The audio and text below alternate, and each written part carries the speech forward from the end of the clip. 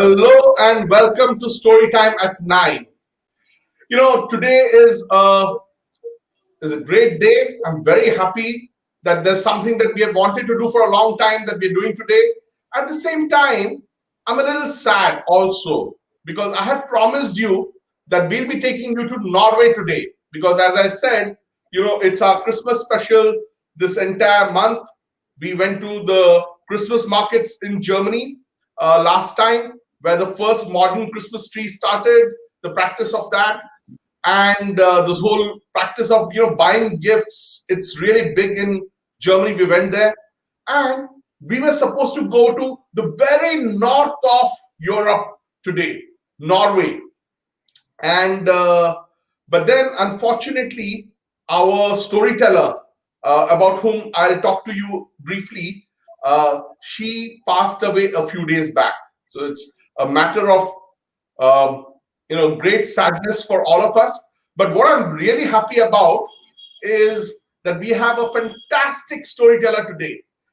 Many of you had been requesting to have an Indian storyteller, and we had been wanting to have Indian storytellers as well. It's just that this entire program had been about traveling to different countries with a storyteller from that country, and the schedule had been fixed, and so we could not do that. So the moment we had a problem with Ivanir not being able to tell stories because she passed away, we thought the storyteller from India that we always wanted to have, and we thought that maybe after this season of International Storyteller ends, we will go to ask her and get her on board to tell stories. Okay, we have the opportunity today to have Trupti Srikanth, who's a fantastic storyteller. I love the stories that I've heard of hers, and you are going to love her today as well after today. So welcome, Trupti, to today's session. And I'm sure, I don't have to say much more about you. But before that, let me tell you, Ivanir, the storyteller from Norway, and I would want all of us to just remember her in our thoughts. Remember, in fact, all the fantastic storytellers. I mean, you have seen so many wonderful storytellers in every Saturday that you are interacting with, and every Sunday also. For those who are joining for the first time, now Bakul Foundation takes you to different countries every Saturday with one of the fantastic storytellers from that country who also introduces you to their country and culture. And today, Ivanir was supposed to introduce us to the Christmas celebrations in North Europe, right up where there's all snow in Norway and other Scandinavian countries, and the special celebrations there. But then Ivanir was 60 when she passed away today. She was born in the year 1960, and she grew up in Sweden, so she's been all across Scandinavia. Her mother was from Norway, though her father was from Egypt. And when cultures mix, it's an interesting thing that happens. And she grew up like a gypsy. In fact, she left home at the age of 15, and she loved horses and wagons. So that's her, with her favorite horse and her child. But then Ivanir developed an interest in theater and storytelling, and she started something called Circus Sibylla in 1998. Okay, and they have had, it's mostly creating theater, circus, and storytelling for children and young people. So they've done lots of performances all across the world, traveled across Norway, Europe, Russia, New Zealand. And the interesting thing about them is the circus is done with very minimal equipment, as you can see in this image. Very simple equipment, and I love this puppet, don't you? It's kind of best out of waste, with cans, with caps, and other stuff. And you look at the circus, that you can see in the next image. It's very minimal, so the circus can go anywhere. It's unlike the circus that we have been used to. So it's a kind of new circus that's developed in Europe. And of course, she was also trained in kind of political street theater in Denmark. And a very interesting thing is, they developed something called a circus school, okay, in which they actually use clowns and other elements, and they use that to teach as a kind of pedagogy. Won't it be wonderful if we had a kind of circus school? Our schooling happened through by using elements of circus, storytelling, all of that. That is something that we really hope. And in fact, the best thing is today, after the storytelling, when you interact with Trupti, because Trupti has a lot of experience and she's an expert in training teachers on storytelling and how to integrate storytelling in the classroom. So, how can we use stories? How can we use clowns, circus to make learning more effective, more interesting is something that, of course, we're going to talk about today. And the best thing about Ivanir's circus Sibylla, that she called it, is that they use circus and storytelling to kind of build bridges between different communities, particularly minorities in Norway. You understand, I hope, children, who are the minorities. Like in India, minorities are those typically with who are less in number and who have less power and who are often ignored. For example, in Orissa, okay, tribals constitute 20, almost one fourth of the population, but they are a minority. Their voices are not often heard. Okay, so like that.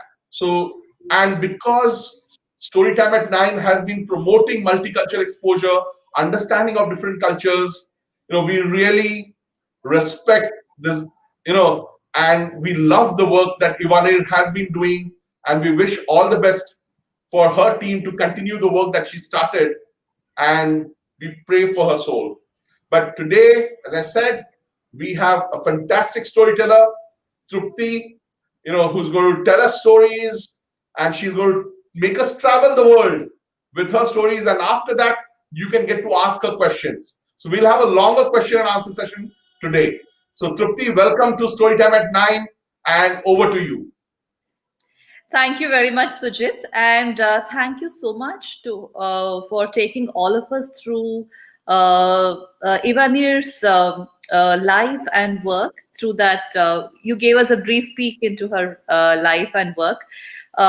It's it's unfortunate that she is not here with us and we're not able to listen to her stories, but it was wonderful to know about Ivanir and her work. Thank you very much for that. And it's a pleasure to be here on Storytime at 9 today. Under normal circumstances, I would be in front of you, all of you, looking at you, hearing you talk, seeing your expressions and interacting.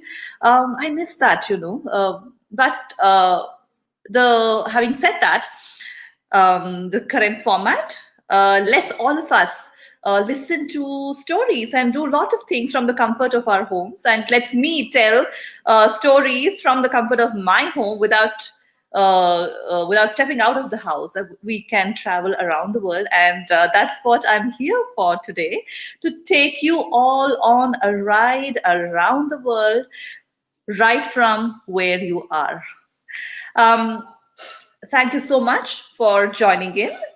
And where shall we go? Where shall we go? Let me think meanwhile. Be a bay, be e bee, be I biddy bye, be obo, biddy bye bo, be you boo, biddy bye bo, boo, boo. If you're wondering what that was just a funny song. The words didn't mean a thing. Never mind the funny words. Just open up and sing. How? Be a baby, baby, I be a baby, oh, boo, be a baby, be a boo, be a baby, boo, boo. If you want to learn that song, I will teach you at the end of the session, okay? And I will send out the lyrics as well. So where shall we go? Where shall we go? I would like to take you all around the world, and I think I know where I would like to take you first. Let's all go to Africa, because that's where our first story is from. Our first story is from Africa.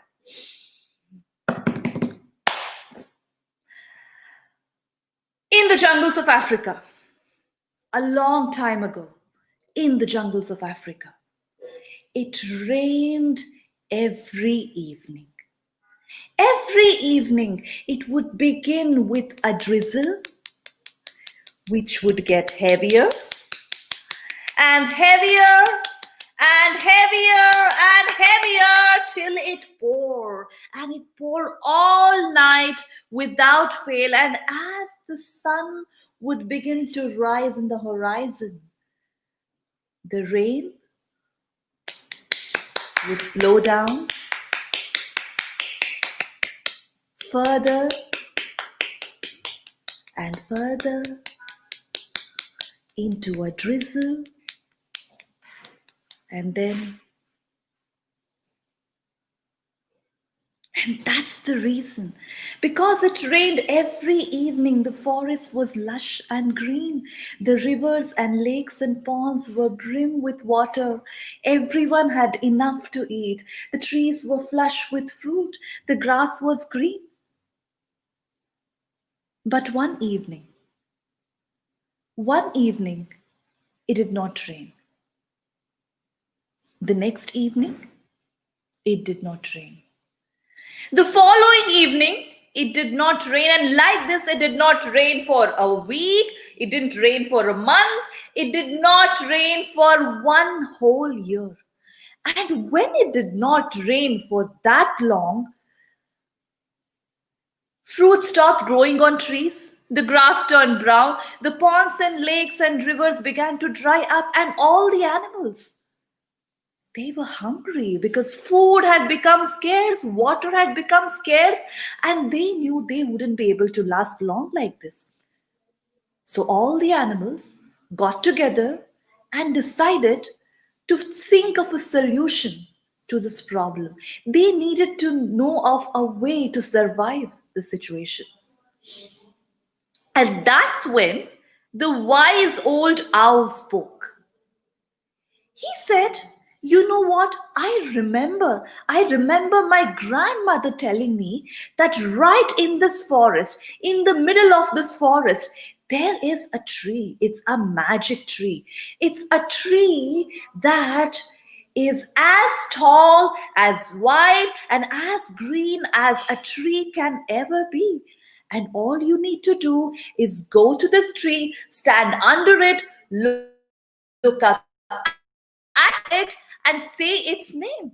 And when you do that, fruit will appear on trees. That would solve our problem." Now, the worried look on the faces of all the animals immediately turned to one of hope and excitement. Determined to find that tree, the animals set out. The animals started going across the forest.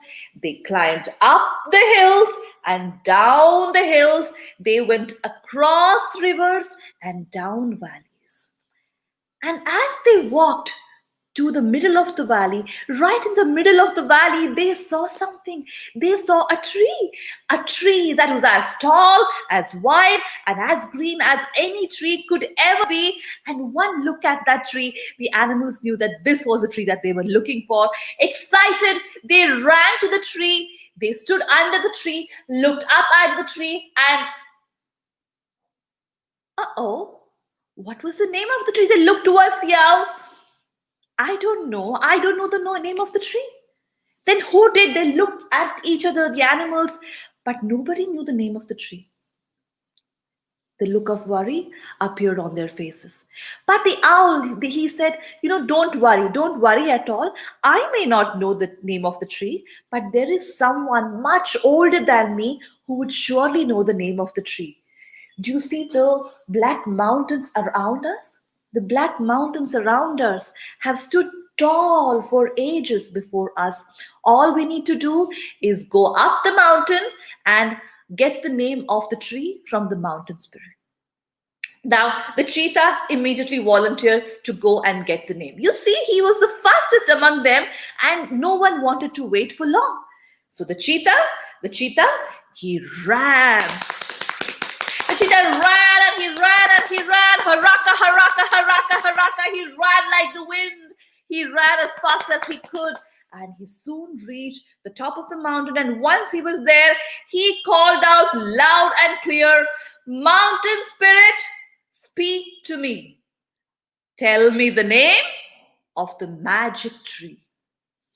At once, the earth shook, the mountains rumbled, and right from inside the mountain, out came a voice that said, "Awangalima!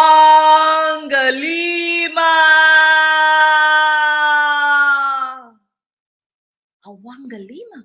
Awangalima!" So that's the name of the tree. The cheetah was so happy to finally get the name. He ran straight back towards his friends. The cheetah ran, he ran as fast as he could. Haraka, haraka, haraka, haraka. He ran like the wind.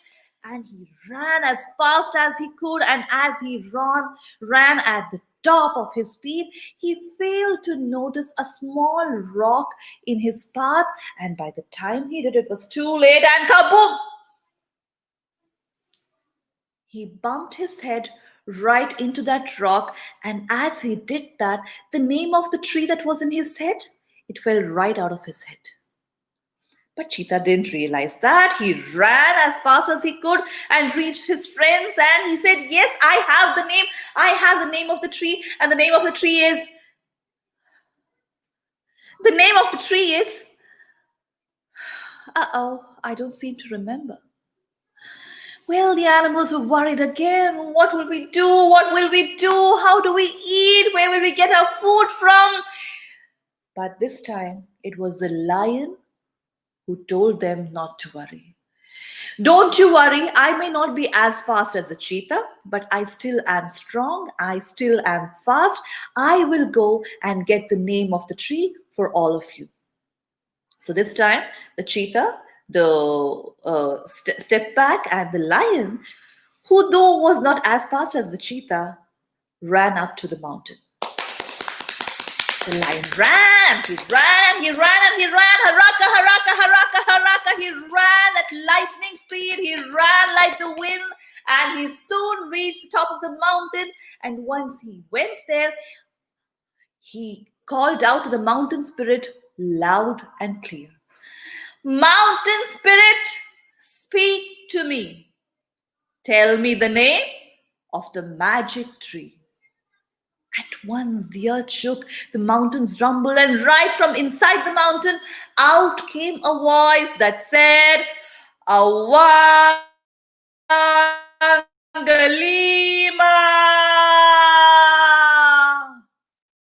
Awangalima, Awangalima." So that is the name of the tree.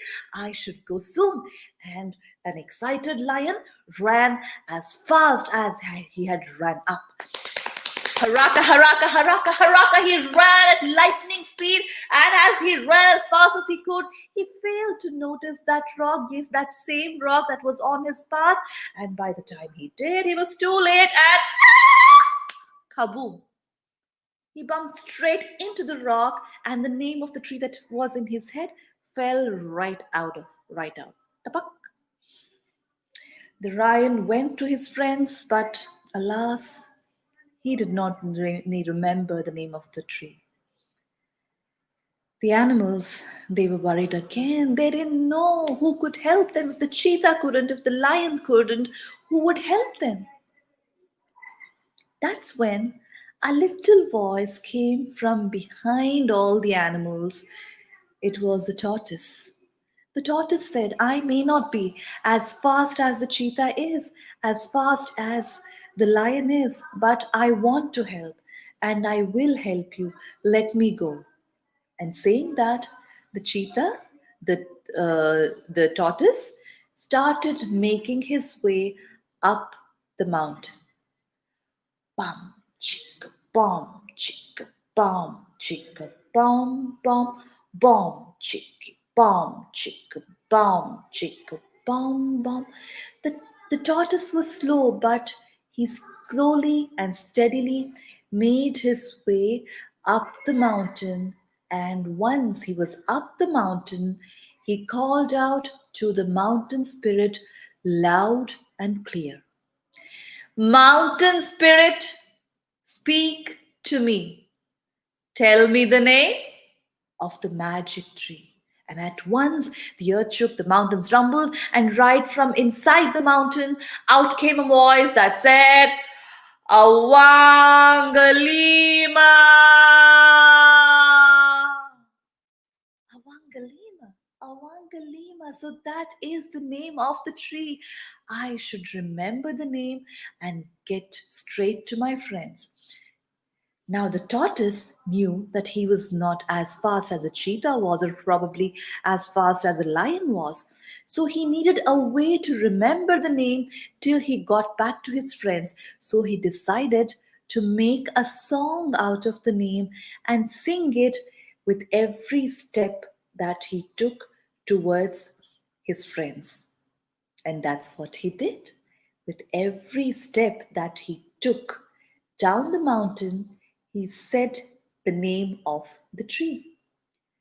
Awangalima, Awangalima, Awangalima, Awangalima, Awangalima, Awangalima, Awangalima, Awangalima. And because the tortoise was walking as slowly as he was, he could see the rock in his path, and on seeing that rock, he went around it. Awangalima, Awangalima, Awangalima, Awangalima, Awangalima, Awangalima, Awangalima, Awangalima. And like this, slowly but surely, one step after the other, a step after the other, the tortoise reached the bottom of the mountain and very soon to his friends who were waiting for him by the tree. And when he went there, he said, Yes, I do have the name of the tree. And all the animals together stood under the tree, held each other's hands, looked up at the tree, and said out the name of the tree 3 times. I can't hear you, but wherever you are, you can look up and say the name of the tree 3 times. Awangalima!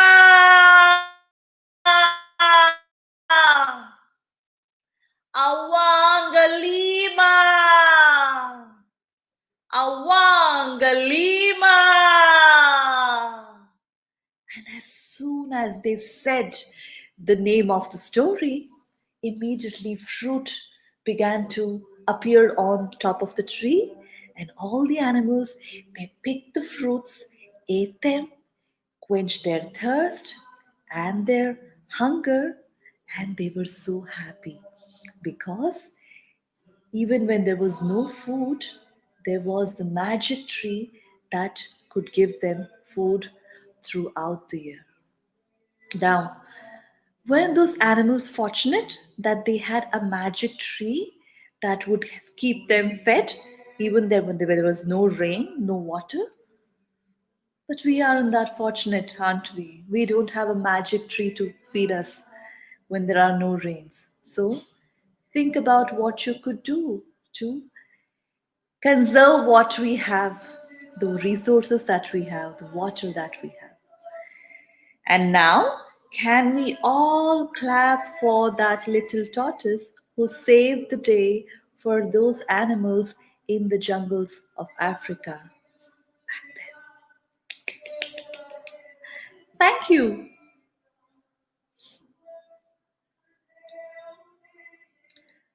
I hope you enjoyed that story. Yeah, I mean, I certainly did. And children, what I would like you to do is, now I'm sure you love the story, right? As much as I did. And so if you love the stories that you are listening to, then please subscribe to the channel on YouTube. If you're seeing it on YouTube, please share this video as much as possible. I mean, your friends should see it. They should participate, have fun, the fun that you are having. And if you're watching it on Facebook, definitely like it. But do share this video so that your friends can see.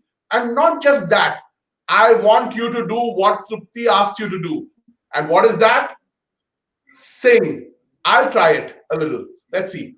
So will you prompt me or shall I start? Avangalima. Avangalima. Avangalima. Avangalima.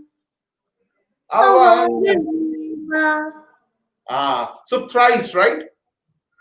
Thrice. So we need to sing it thrice. So I want all of you to sing this thrice. And what do you do after that? Please send it to us at contactbakul@gmail.com. The email ID, I'm sure you have that. Okay. Can we see that again? contactbakul@gmail.com. So that's the email at which I want you to record. And at the end of the third Avangalima, please clap for the tortoise the way she asked you to do. So we will share your videos with Trupti on our social media and the next week's storytelling as well. So over to you, Trupti, again for Thank you, Sujit. the next stories. Yeah. Right. Yeah.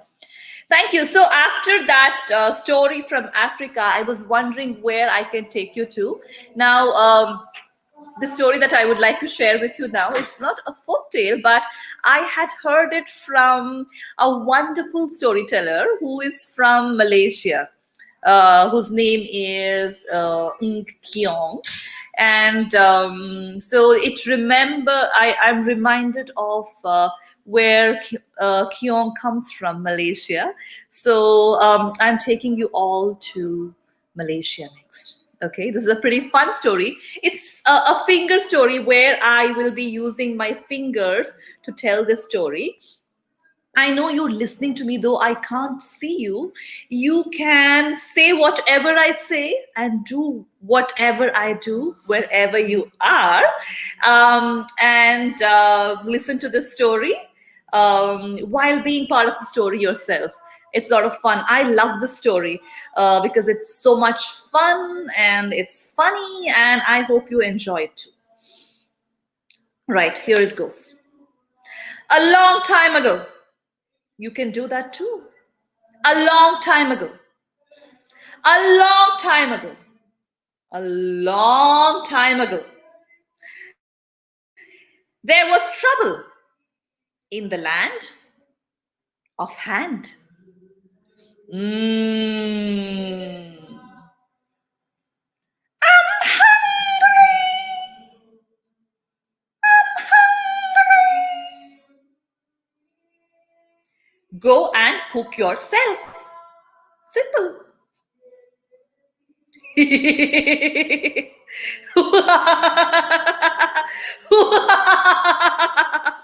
I am the tallest. Eh? Hello? We're talking about food, not height.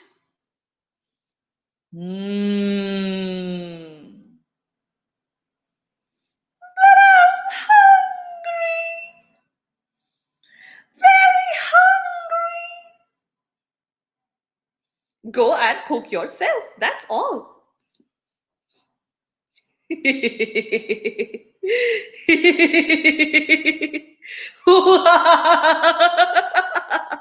I'm the tallest. Hello?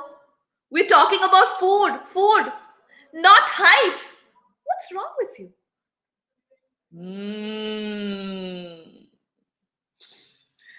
But I'm still hungry.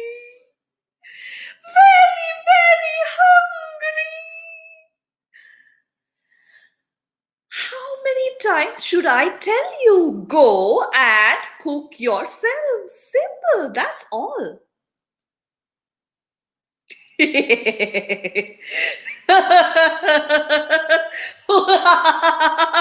But I'm the tallest. Eh? Hello?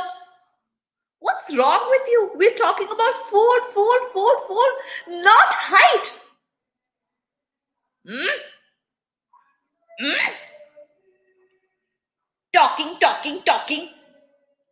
Fighting. Noise. I don't like it. I'm going away. And the thumb did. And that's why they say, even today, when you open your hand, the thumb is away from the rest of the fingers. Thank you. I hope you enjoyed that story, a little teeny weeny story. And that was from Malaysia. So, are we ready to go to another country after that little story? Okay. Now we went to Africa, we went to Malaysia, and we're all here, aren't we? In India.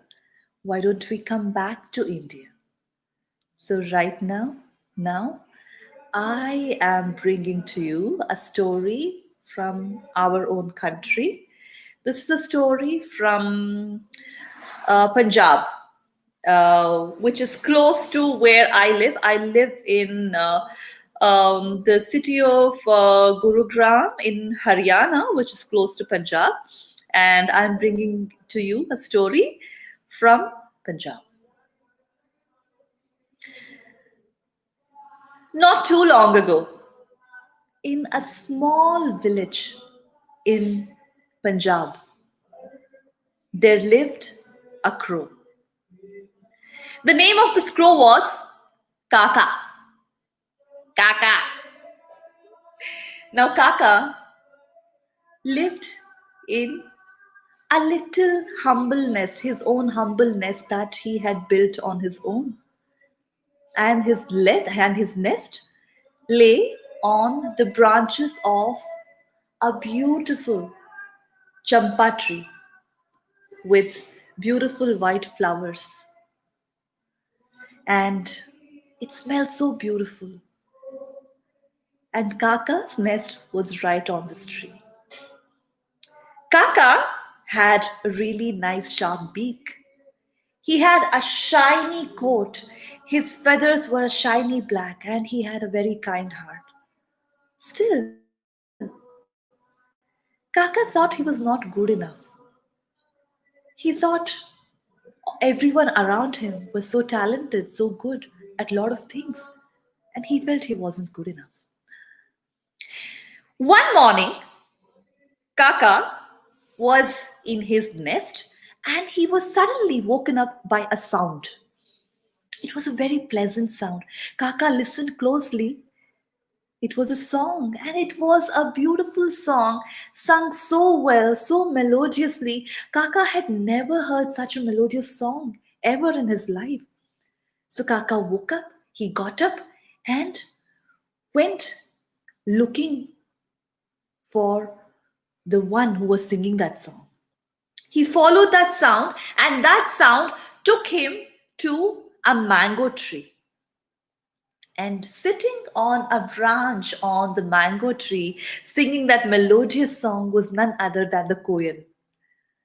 And Kaka stood there listening to koel, mesmerized by her music.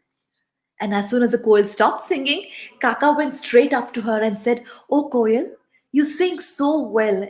You sing so beautifully, so melodiously. I want to be able to sing the way you do too. Will you teach me?" The koel was very happy. She knew she was a good singer, but she was very happy when Kaka praised her. She said, "Of course, of course. Thank you very much, Kaka. Of course, I will be happy to teach you how to sing. But not right now. I have a concert to attend to. I am busy right now. Why don't you come back tomorrow, same time, same place, and I will teach you. Kaka was so excited. He was excited that he would be able to learn to sing from the koel herself, and he would be able to sing like the koel someday. So Kaka went home, and that night he slept really early because he had to wake up early the next morning. And at 5 in the morning, Kaka woke up. He got ready and went straight to the koel's tree. And there she was, Koel, waiting for Kaka. And she said, "Oh, yes, Kaka, you're here. I'm so happy to teach you." And she said, "Listen, now let's start with the basics. I'm going to teach you the notes of music. You listen to me and repeat whatever I say, right?" Kaka said, "Yes, of course." And the Koel began to sing. Ah, ah, ah. And she sang again. Coo, coo.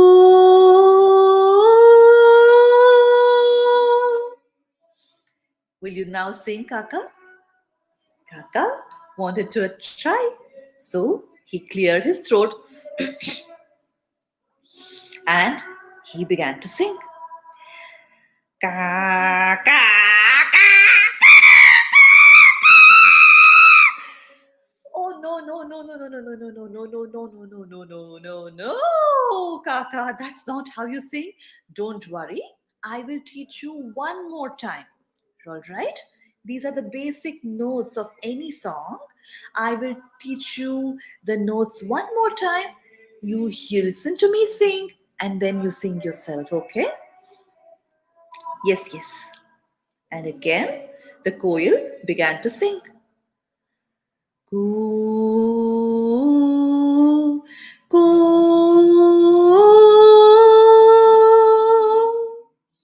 Can you sing this now? Yes. And Kaka, he cleared his throat, closed his eyes, concentrated,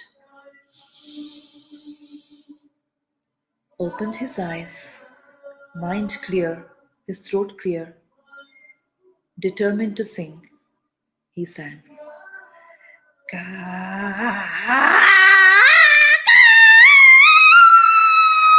No, no, no, no, no, no, no, no, no, no, no, no, no, Kaka, that's not how you sing. No, no, no, no, no. You know, I can't teach you how to sing because you just can't sing at all. You listen to me. Please go now and don't ever come back to me for singing lessons. Saying that, Koel flew away. Kaka was heartbroken. He was very sad. With a sad face, tears rolling down his cheeks, he flew and he flew and he flew and he flew towards his house. And as he flew, suddenly there was thunder in the sky, there was lightning in the sky, and it began to rain. To take shelter from the rain, he went to and sat on the branch of a dense tree. And as he sat there, thinking about how badly he had sung, how he had no hope in singing, he looked down and there he saw a beautiful sight. There, right down the tree, was a peacock with his wings spread out wide, dancing in the rain. Chan chananana, chan chanananan, chan chananana, chan chanan.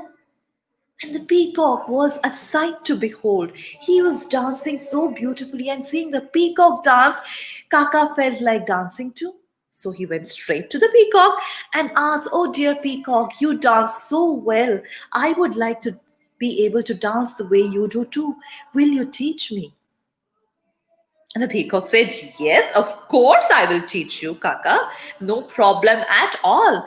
Listen, now I am dancing. Watch me dance. I will teach you some simple steps.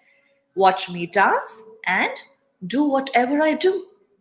So, so Peacock opened his feathers wide, his beautiful feathers wide, and began to dance. Chan chananana, chan chanananan, chan chananana, chan chanan. Now, can you do that, Kaka? Oh, yes, I can. I can. So, Kaka opened his feathers wide as he could, and he began to dance.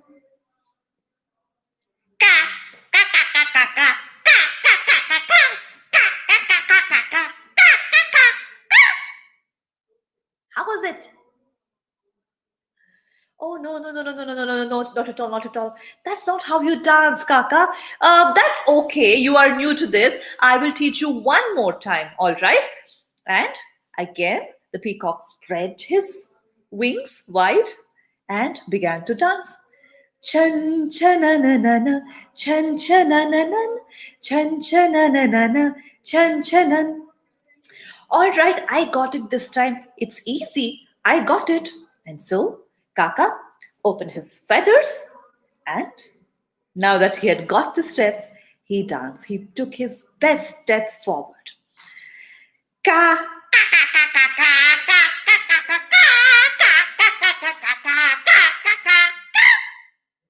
Oh no, Kaka. No, no, no, no. That's not how you dance.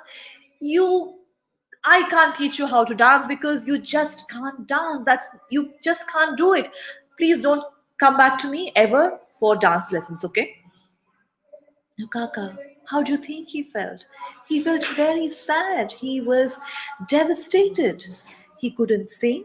Now, the peacock said he couldn't dance as well. What was he good at, anyways? With a heavy heart, a sad face, and tears rolling down his cheeks, Kaka made his way home. He flew and he flew and he flew and he flew, and as he flew back to his home, on a beautiful tree there, he saw the sparrow building her nest. It was a beautiful nest, and when Kaka saw that nest, he was he was so happy. He wanted to be able to live in a nest like that too. So he went to the sparrow and he said, "Oh sparrow, you are building such a beautiful nest. I want to be able to live in a nest like yours too. Will you teach me how to build a nest like that?" The sparrow gave a quick glance towards Kaka, sized him up, and she said, Kaka, to be able to live in a nest like this, to be able to build a nest like this, you need to be talented. You need to be intelligent. You need to be smart. Neither are you talented, neither are you smart, nor are you intelligent. I don't think you'll be able to do this. Go away. Don't you ever come back to me asking me to teach you how to build a nest. That was mean, wasn't it? Kaka was sad. He was very sad, with a heavy heart, with tears rolling down his cheeks. With a sad face, he made his way towards his house. Kaka flew and he flew and he flew and he flew, and as he was flying back home, he first smelled something. And when he looked down, he could see something vaguely. He flew down closer to what he saw, and he saw that right below him was a nice green garden. And on that nice green garden was food. There was so much food left over. There was rice, there was cake, there was ice cream, there were all kind of goodies, and Kaka loved all these. So he flew down to fill his tummy, but right then he remembered something. His friends love this food too. So he called out to all his friends, "Ka, ka, ka, ka, food, food, food, food, ka, ka, ka, ka, rice, rice, rice, rice, ka, ka, ka, ka, chocolate, chocolate, chocolate, chocolate, ka, ka, ka, ka, cake, cake, cake, cake." And hearing Kaka scream, all the crows around him joined him In the feast, they all ate the rice, the cake, the ice cream, and they had a sumptuous meal that day. And after they ate, they were so happy and they said, Kaka, you could have eaten it all yourself, but you didn't. You decided to share your food with us. You are such a generous crow. We love you. And when Kaka heard it, he thought, yes, I may not be a good singer. I may not be a good dancer. I may never be able to build a nest as beautiful as a sparrow's nest. But I have something, a quality in me that none of those have. I have the quality of generosity. I am generous and I'm happy to be generous. And since that day, the crow, Kaka, never ever felt that he wasn't good enough because he knew that he had a quality that no one else had. He was generous. Now, we are in the month of December and we are approaching Christmas very soon. And sharing, generosity, this is the essence of the spirit of Christmas. And as we approach Christmas, let's share, let's give, and let's bring smiles on the faces of all those that we can, the way you can. On that note, we are at the end of this particular story. Thank you very much. Thank you so much, Trupti. I mean, that was a lovely story, and I feel so good already. There are many times I wonder, what are we doing? What are we really doing? But then I feel so happy. I feel like Kaka now that we are able to bring storytellers like you, such fantastic storytellers like you, every Saturday and Sunday to children that we are able to share. So I may not be a great storyteller, but thanks to people like you and Nupur and the other fantastic storytellers that we had, we are able to share that. And thank you so much for sharing your lovely stories. This is all, it was the best of giving from your side and all the other storytellers. And once again, you can be Kaka too. Share this video with your friends. If you enjoyed, I could see many of you writing comments how you love the storytelling. I was trying to do, ka ka ka ka ka ka ka ka ka ka ka. I'm sure you must be doing as well, or chan chanana chan, whatever. So even that, if you're doing, then do record it or do it again and send it to us at contactbakul@gmail.com. Whether you do the song or earlier Avangalima, right? Do share it. And as I said, once again, share this video, subscribe to the channel, like the page so that you keep getting to know about all such storytelling sessions that happen. Of course, I'm sure all of you know that tomorrow is again Rabibar Gapabar, in which we'll listen to some fantastic storytelling in Oriya, our local language. Those of you who speak and understand Oriya, again live at 9 p.m. on the same channels, YouTube, Facebook, Twitter, which happens every Sunday. And Storytime at 9. We go to another country next Saturday. And next Saturday happens to be, she just mentioned, Trupti, that it's around Christmas, right? So next Saturday is 26th, the day after Christmas. And where will we be going? To the very birthplace of Jesus, to Jerusalem, right? So, and we have a wonderful storyteller, Noah Baum, who will be there telling us stories, who will take us to Jerusalem. But then before that, all of you can ask questions right now to Trupti. Please write your questions down in the comments box, and Trupti will be happy to answer them. As I said, I've already told you a bit about her. Let me tell you a little more. She actually is an engineer by training. Unfortunately or fortunately for us, she became a storyteller. But in India, we also say, in India these days at least, you do engineering and then you figure out what you want to do. But on that note, Debashis Mohanty had asked a question before about your journey.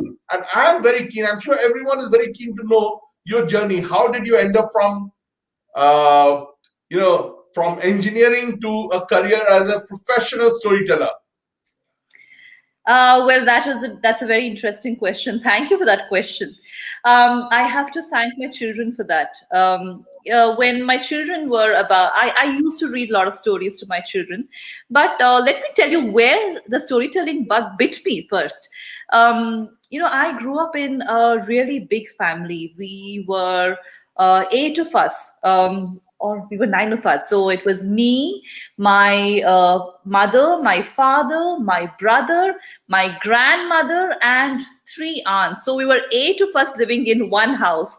And when so many of us live together in a single house, a lot of things happen. The TV is constantly on, the phone is constantly ringing, the kitchen is always. Our kitchen is always running, and there are long queues outside the bathroom too. On the flip side, there are sort of nice things happening too when you live in such a large family.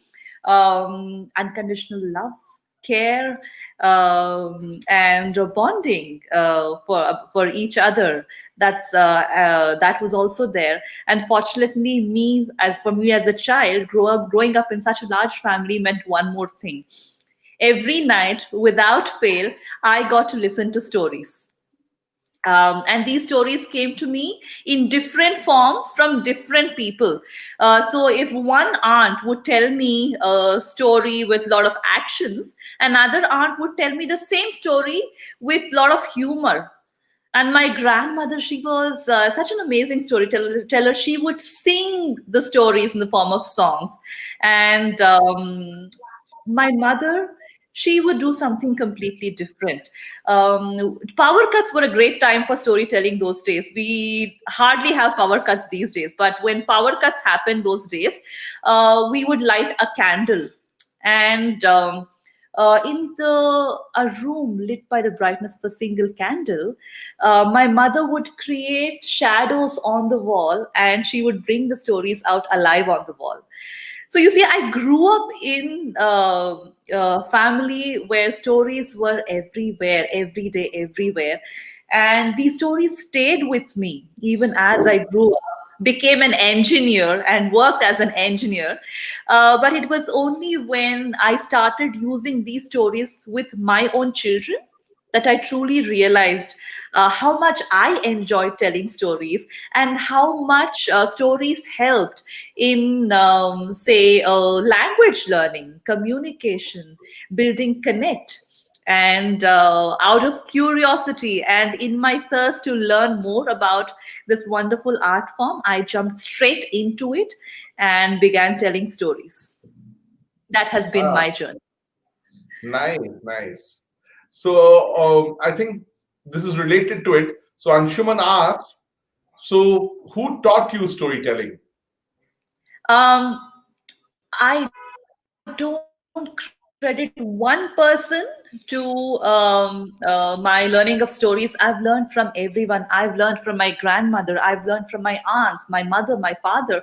I've learned from the children who I observe and take a lot of those elements in my stories. I think children are wonderful storytellers. I've learned from colleagues from the organizations that I've worked with. I've learned from storytellers who I have listened to. There have been so many teachers. Ah, so I don't know his name, but he wants to know your favorite book, he or she. Okay. Um, well, this has to be okay. I read books of all kinds. I read books for children. Read books that are written for adults as well. A favorite writer is Khalid Hosseini. A Thousand Splendid Suns is a book that I've really enjoyed reading. Among children's books, books by Roald Dahl are a favorite. They have been a favorite. I like reading Shel Silverstein as well, poems by Shel Silverstein and Ogden Nash. You seem to love stories about trees. I love the giving tree. Isn't that I such a lovely story? Yeah. Yeah. In fact, children, I'm sure you know. that we at Bakul, we kind of promote the idea of gifting plants. So if you want to gift anyone anything this year for the new year or Christmas, you could definitely think of gifting plants. And that's the best gift to give in a COVID time, because the more plants you have around you, you actually stay healthier. And there's been research that talks about how a lot of these, you know, what diseases, respiratory diseases, severe, COVID is also called severe acute respiratory syndrome, SARS COVID, it's called. So such severe respiratory diseases, the incidence goes down if there are plants around you.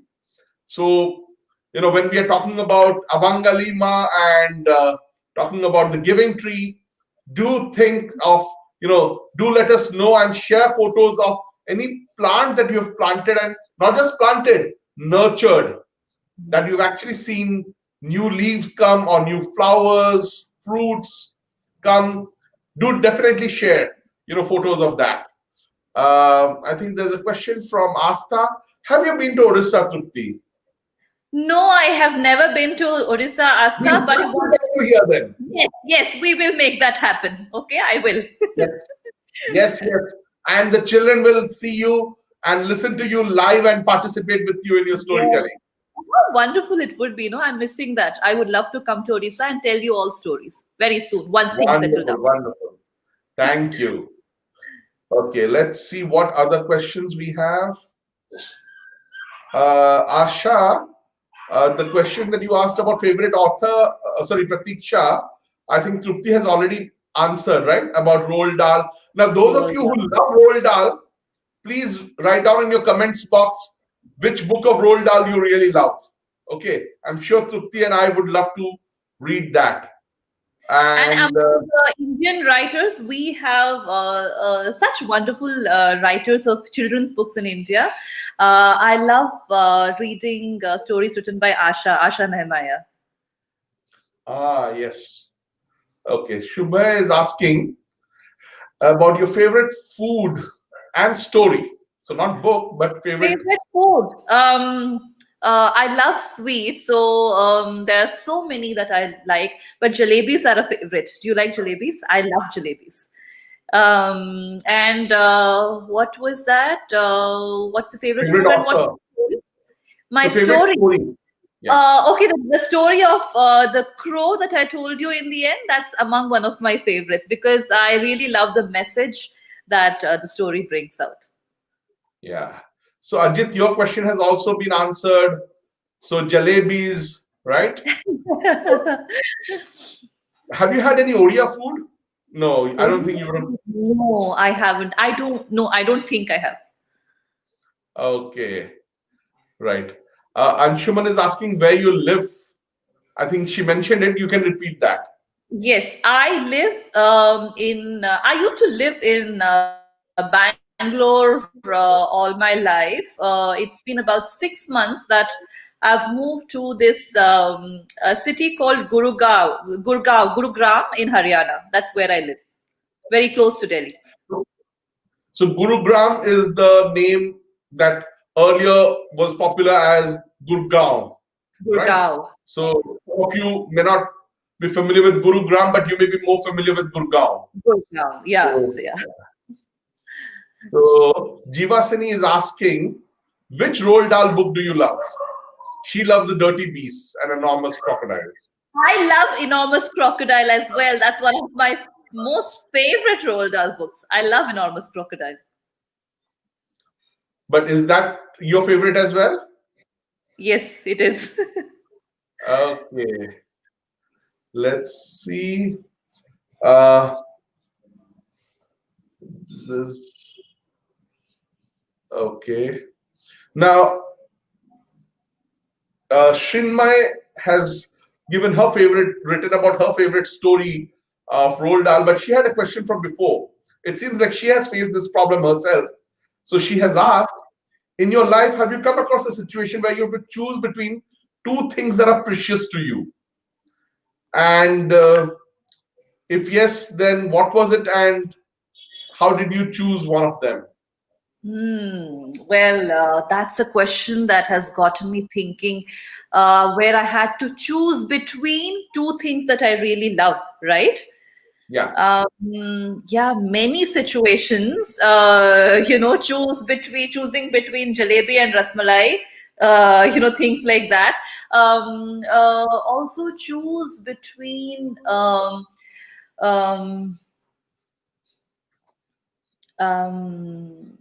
who I would want to tell stories to on Children's Day.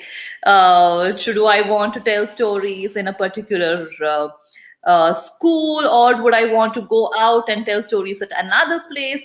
There have been so many situations where I it's a tough choice, and one has to make a tough choice. Yeah, I mean, those are some I can think of right now, right off my mind. So Piali is asking, who is your idol? Maybe I think she means idol. Who do you In story, idolize? um, who do I idolize? Um, uh, in the from the storytelling world, I look up to Sue Hollingsworth, who is a storyteller from the UK, and she is a fabulous storyteller who tells stories from her own life and helps people find stories from their own lives and tell stories. And I love her. She's someone I look up to. Ah. So Ajit had asked about your hobbies. My hobby. Um, I like to listen to music and I sing as well, and I love to drive. Some of my hobbies. Oh, so that was a question from Spandan from Ajit's account. So he has just clarified. Okay. Uh, so Shrinika is asking if you've written any books. I am in the process of writing one right now, but my stories are part of some books. Yesterday, there was a launch of a book. It's a larger collection of books with stories from storytellers from different part of the world. It's called Hiss, Roar, Squeak. And my story is part of that book. And another book where a collection of stories again that is called Royals, Wise and Otherwise. So did your character in the story that you contributed, did it hiss or roar or squeak? No, it trumpeted. Ah, okay, interesting title. On that line, actually, Jivasini has a question. Do you like human characters when you tell stories or animals and birds? Well, I don't really have a preference of one over the other. As long as the character is interesting, it need not be, I mean, it doesn't really matter if it's human or an animal or bird. Okay. So Astha is asking about the moral of the finger story. Okay. Dear Astha and all of you out there, a moral is something, it's a value, right? It's a message that you take from a story. And all of us are so different and we think differently and we take different messages from every story that we listen to. So, the moral or whatever message that you're taking back is what you think you are taking back. So, I'm not the one who should be telling you what you should be taking back. It's you who should decide what you are taking back from that story. Beautiful, beautiful. Asta, I would also like to say here, I feel a little troubled, when we look at every story and we think, okay, what is the moral? But, as if it becomes like a mechanical thing. But as she said, moral, the real learning is what remains with you. It is not about, like when I listen to a story, I don't necessarily look for a moral. The moral is what I internalize, as she, so beautifully said. So for all the parents out there also, let us not overburden children with by forcing them to think about what are the morals.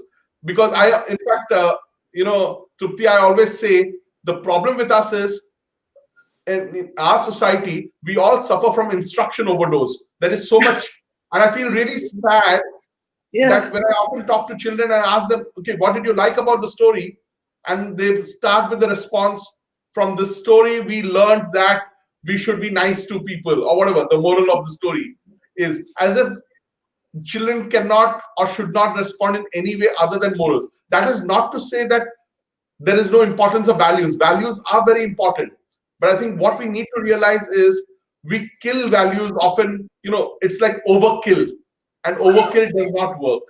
So I think it's important that we share values, but that if a story, any story beautifully told, any beautiful story has values without us necessarily having to repeat it Repeated. Yes. endlessly. For example, the hare and tortoise story. That's a story that all of us know, and it has been constantly drilled into our minds that the moral of the story is slow and steady wins the race.